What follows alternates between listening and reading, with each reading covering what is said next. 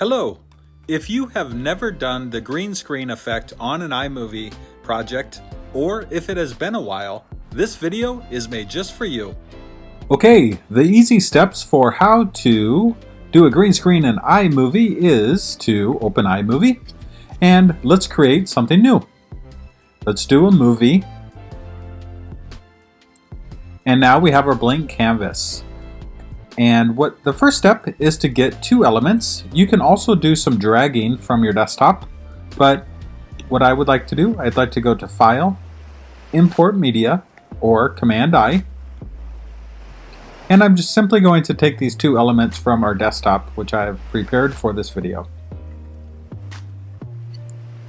Once we have two elements, I want this to be on my bottom track. And let's pretend that this is video with a green screen.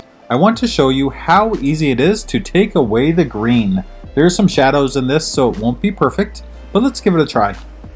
All that I need to do is double click on the top layer. Green screen only works on the top layer in iMovie. I'll double click and I'll do it again. You'll notice the new menu pops up here when you double click. And then instead of cutaway, which is a default, I want to choose green or blue screen. And this color is actually quite similar to professional green screen. So that, if you have a nicely lit where it's truly like in a studio or one that we make up, this will work perfectly.